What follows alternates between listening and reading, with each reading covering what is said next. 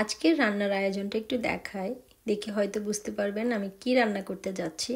তো এখানে মুগ ডাল নিয়ে নিয়েছি, আদা রসুন পেস্ট আছে, পেঁয়াজ কুচি আছে, তার সাথে আরও আছে এই যে মৃগেল মাছের মাথা, একদম পুরো আস্ত একটা মাথা নিয়ে নিয়েছি আমি। এটা আমার আব্বুর খুব পছন্দের মাছ। হ্যালো, আসসালামু আলাইকুম, welcome back to Ferdous blog. আজকে একটা কুকিং ব্লগ দেখেই বুঝতে পারছেন। আজকে মাছের মাথা দিয়ে মুড়িঘণ্ট করব। সো ডালটা তো ভেজে নিয়েছি, আমি আজকে জাস্ট মুগ ডালটা দিয়ে করছি। আমি প্যানের মধ্যে কোনো অয়েল দেইনি, যেহেতু মুড়িঘণ্ট করবো, এটা তেলের বাগাত হবে পরে। সো আমি জাস্ট প্যানের মধ্যে সব দিয়ে দিচ্ছি, আদা রসুন পেস্ট দিয়ে দিলাম, পেঁয়াজ কুচি দিয়ে ডালটা দিয়ে দিচ্ছি।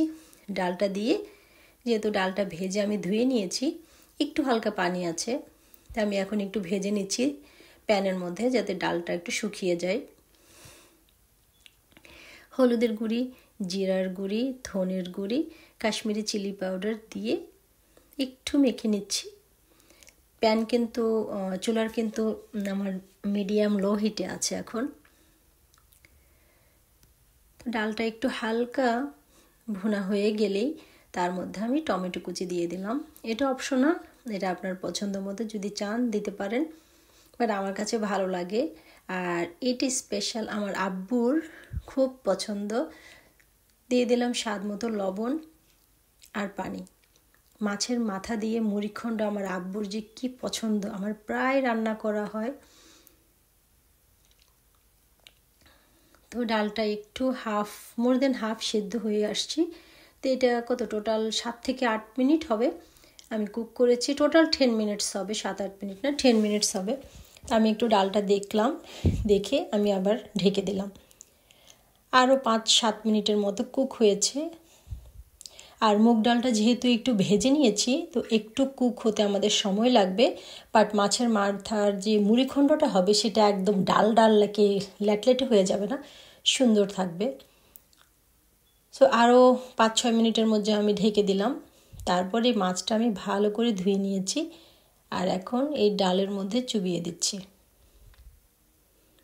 মাছের মাথাটা আসলে 2 ভাগ করলে ভালো হয়, বাট আজকে আমার মাছের মাথাটা পুরোটাই রয়ে গিয়েছে। সো এটা আমি দিয়ে এখন একটু পানি দিয়ে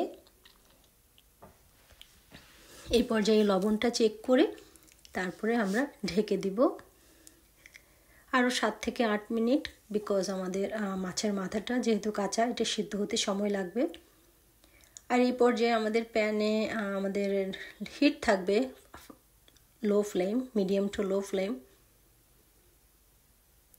তারপর আবার 5-7 মিনিট পর আমি একটু নেড়ে চেড়ে দিচ্ছি। আর মাছের মাথাটা আমি কভার করার চেষ্টা করছি। আমি একদম ঝোল ঝোল রাখবো না, সেজন্য আমি ঝোল আর দিচ্ছি না। আর এখন মাছের মাথাটা আমি উল্টিয়ে দিলাম। তো এই বিটুইনে আমি আরেকটা প্যানের মধ্যে অলিভ অয়েল দিয়ে দিব। বাই দ্য ওয়ে, আমি অলিভ অয়েল আর সরিষার তেল ছাড়া রান্না কিন্তু করি না, আপনারাও চেষ্টা করবেন। তো আমি অলিভ অয়েল দিয়ে দিলাম বেশ কিছু পেঁয়াজ কুচি। এটা একটা বড় সাইজের পেঁয়াজ, সো সেটা আমি চপ করে দিয়ে দিলাম। আর তেলের পুরো ফোড়নটা হবে আমার রসুন আর পেঁয়াজের উপরে। অনেকেই শুধু রসুন দিয়ে করে, অনেকে পেঁয়াজ দিয়ে করে, বাট আমার কাছে দুইটা দিলে আমার কাছে খুব ফ্লেভারফুল লাগে। আর এটা আমার আম্মু করতো, আমার করা হয় এটা। সো এখন একদম আমরা এখন ফোড়ন দেওয়ার জন্য রেডি করে নিব। Almost ready. এই যে আমার ডালটা দেখুন, একদম কিন্তু মাখা মাখা, কোনো এক্সট্রা ঝোল নেই। সো আমার এই যে ফোড়নটা এখন দিয়ে দিচ্ছি। আর এখানে আপনারা ফোড়নের সাথে আরেকটা অ্যাড করতে পারেন, 5 ফোড়ন দিলে কিন্তু অনেক সুন্দর একটা স্মেল আসে। বাট 5 ফোড়নটা দিলে আমার বাচ্চারা খেতে চায় না, তো এই জন্য আমার 5 ফোড়নটা দেওয়া খুব কম হয়।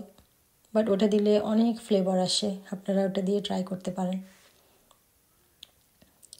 ডাল কিন্তু আমার হয়ে গিয়েছে, চুলার আঁচ আমি বন্ধ করে দিয়েছি। আর এই জন্য আমি এখন ফোড়নটা দিয়ে দিলাম। ফোড়নটা দিয়ে দিয়েছি, রেডি। এখন জাস্ট ধনেপাতা দিয়ে গার্নিশ করা, দ্যাটস ইট। এই মজাদার মুড়িঘণ্টটা আমাদের বাঙালিদের অনেক পছন্দের। সবাই ভালো থাকবেন, সুস্থ থাকবেন, আর আমার সাথে থাকার জন্য অনেক অনেক অনেক থ্যাংক ইউ। আল্লাহ হাফেজ, আসসালামু আলাইকুম।